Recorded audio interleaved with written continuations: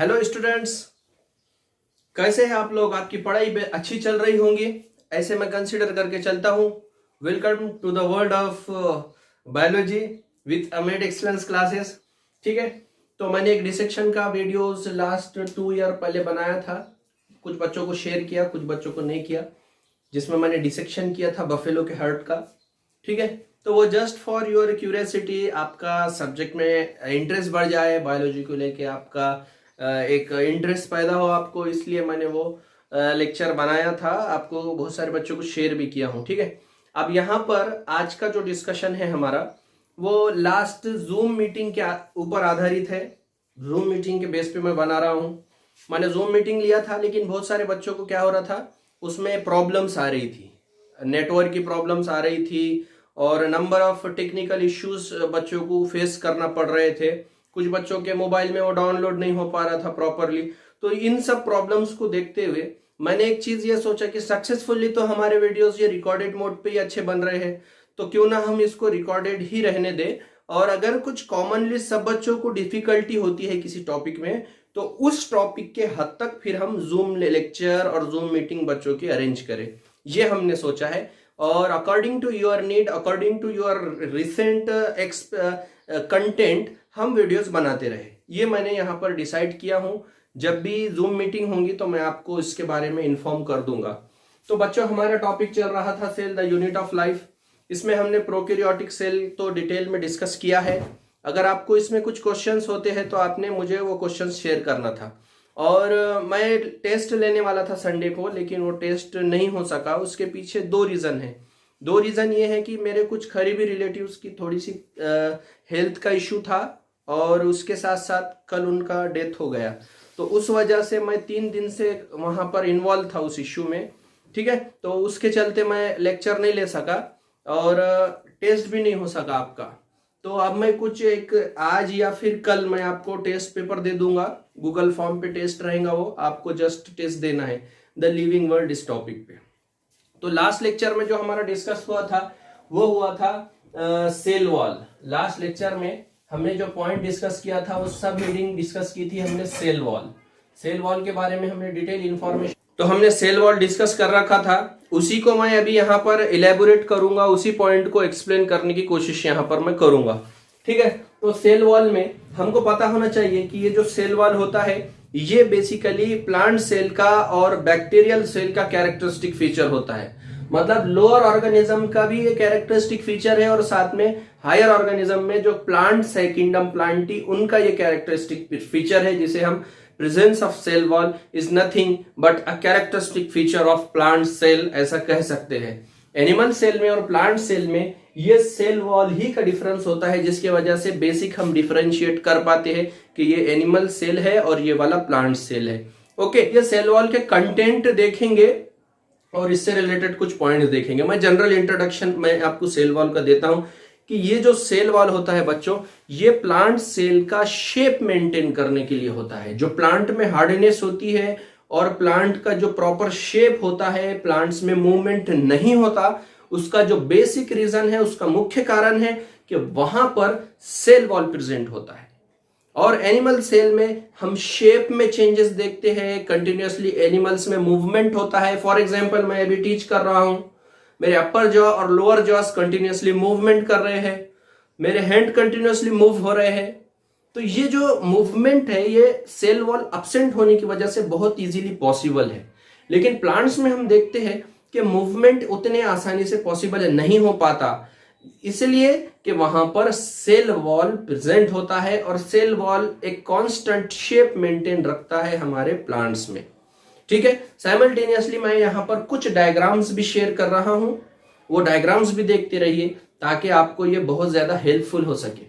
अगर कुछ क्यूरीज है, कोई बात समझ में नहीं आती है, तो आपने कमेंट सेक्शन में या फिर पर्सनली मैसेज करके मुझे क्वेश्चंस करना चाहिए। मैं उसका सेटिस्फाइड आंसर देने की पूरी कोशिश करूंगा। साइमल्टेनियसली एमसीक्यूज भी सॉल्व करना बहुत जरूरी है।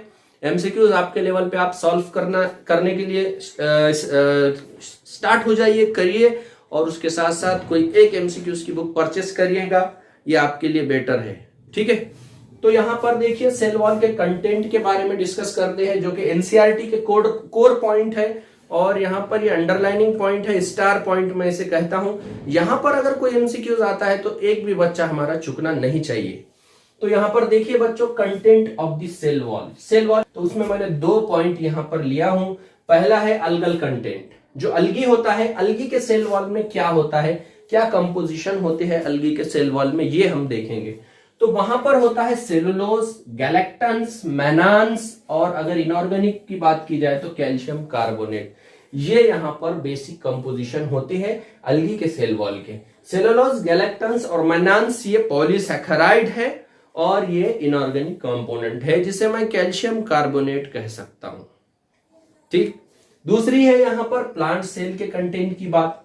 प्लांट सेल में सेलुलोज होता है, हेमोसेलुलोज होता है, पेक्टिन्स होता है, प्रोटीन्स होते हैं, कुछ ट्रेस एलिमेंट्स और भी होते हैं, लेकिन एनसीईआरटी ने यहाँ पर कंपोजिशन मेंशन किए हैं, तो यही हमें याद रखना चाहिए। अब यहाँ पर बात यह है कि ये 2 पॉइंट को हम कैसे अप्लाई करें हमारे क्वेश्चंस पे। तो क्वेश्चन आ सकता है, which one of the following is the composition of algal cell wall और प्लांट सेल। प्लांट सेल के कंपोजिशन पूछेगा, ऑप्शन में ये भी रहेगा, ये भी रहेगा, और 2 ऑप्शन रहेंगे जिसमें कॉमन ये भी कंटेंट होंगे, लेकिन पूरे कंटेंट यहाँ पर कवर नहीं करेगा एनसीईआरटी के लाइंस के हिसाब से। तो हमें समझना क्या होता है, हमें ये समझना होता है कि यहाँ पर एनसीईआरटी के पॉइंट्स कौन से हैं, और वही पॉइंट को हम रेफरेंस बनाएंगे और वही पॉइंट को हम ऑथेंटिक समझ के कंसिडर करेंगे। ये 2 पॉइंट यहाँ पर हो गए। उसके बाद हमें ये समझना है कि what is the difference between primary and secondary cell wall. Primary और सेकेंडरी सेल वॉल में क्या डिफरेंस होता है और हम किस बात से प्राइमरी सेल वॉल को सेकेंडरी सेल वॉल से डिफरेंशिएट करते हैं, ये हमें समझना जरूरी है। तो कोई प्लांट अगर यंगर स्टेज में है, प्लांट्स अपने यंग स्टेज में है, तो उस स्टेज में जो सेल डेवलप होंगे और वहां पर जो नए सेल के जो नए सेल वॉल होंगे उसे हम प्राइमरी सेल वॉल कहेंगे। बाद में क्या होगा, जैसे जैसे वो सेल परमानेंट टिश्यू में कन्वर्ट होंगे या फिर लॉन्ग लास्टिंग वो प्लांट का पार्ट बने रहेंगे, तो वहां पर ये सेल वॉल ही से एक नए कंटेंट जनरेट होंगे जिसे हम सेल वॉल सेकेंडरी के फॉर्म में समझ सकते हैं। मान लो यहां पर ये सेल वॉल है, एक पर्टिकुलर सेल वॉल है प्लांट सेल का, ठीक है, और यहां पर हमारा सेल मेम्ब्रेन है। होता क्या, यहां पर नए कंटेंट आना शुरू होते सेल वॉल के, और वो content actually secondary cell wall ही होती है। बाद में चल करके मेन सेल वॉल सेकेंडरी ही कंसीडर होती है, जो करीब होती है हमारे प्लाज्मा मेम्ब्रेन के। मतलब सेल वॉल का जो इनर साइड है, इनर साइड में नए सेल वॉल के कंटेंट जनरेट होते हैं और वो कोर कंटेंट को हम सेकेंडरी सेल वॉल ऐसा कह सकते हैं। ठीक है, तो ये 2 पॉइंट तो क्लियर हो गए कि जो नए सेल वॉल होते हैं उसे प्राइमरी सेल वॉल हम कह सकते हैं। उसके बाद फिर उसमें और ज्यादा मॉडिफिकेशन होता है, न्यू कंटेंट उसमें डेवलप होते हैं जिसे हम सेकेंडरी सेल वॉल कहते हैं। तो ये हमारे 4 पॉइंट ऐसे कवर हो गए। 5th नंबर का पॉइंट है हमारा लैमेला। लैमेला क्या है और लैमेली हम किसे कहते हैं, तो यहां पर याद रखिएगा कि ये एक सेल वॉल है, उसके पड़ोस में एक एडजेसेंट सेल वॉल दूसरा है, दोनों के बीच में कुछ ना कुछ तो स्पेस होगा ही होगा। इस स्पेस में कुछ कंटेंट होंगे जिसे हम कह सकते हैं कैल्शियम पेक्टेट के कंटेंट, और ये कैल्शियम पेक्टेट के कंटेंट यहां पर दोनों को जोड़े रखेंगे। एक प्लांट सेल से दूसरे प्लांट सेल को वो जोड़े रखेंगे, ग्लूज का काम करेंगे, और इस स्पेस को विथ रिस्पेक्टिव कैल्शियम पेक्टेट हम कह सकते हैं लैमेला। एक सेल से दूसरे सेल के बीच में, सेल वॉल के बीच में जो स्पेस है वो स्पेस फील होता है कैल्शियम पेक्टेट से, उसे हम कह सकते हैं लैमेला। ओके, तो ये एक पॉइंट है। आगे प्लांट फिजियोलॉजी के चैप्टर्स हम पढ़ेंगे प्लांट वाटर रिलेशन के कॉन्टेक्स्ट में, जिसे हम ट्रांसपोर्ट इन प्लांट्स बोलते हैं एनसीईआरटी के हेडिंग के अनुसार।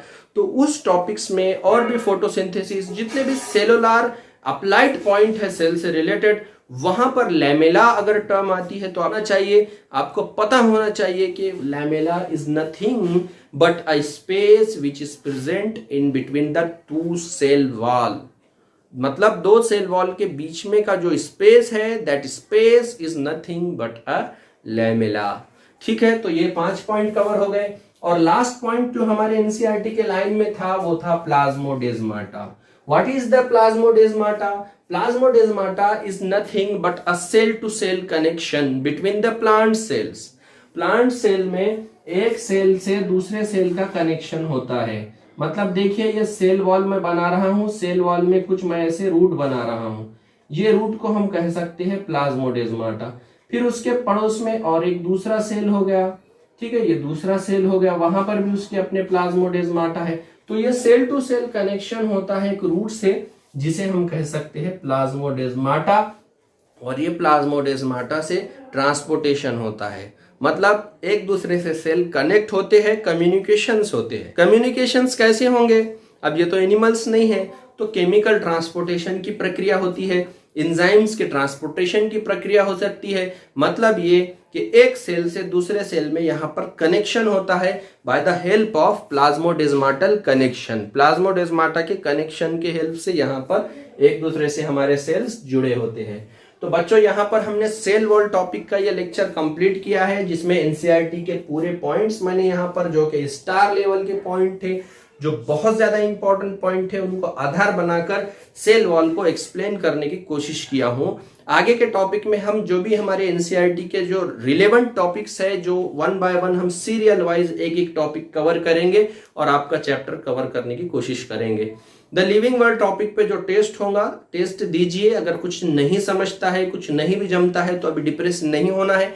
ये हमारे प्रैक्टिस के पहले स्टेप्स हैं। जैसे जैसे हमारे टॉपिक कंप्लीट होंगे, जैसे आपके टेस्ट कवर होते जाएंगे, आपको बायोलॉजी इजी ही लगने लगेगा, ये मेरी गारंटी है।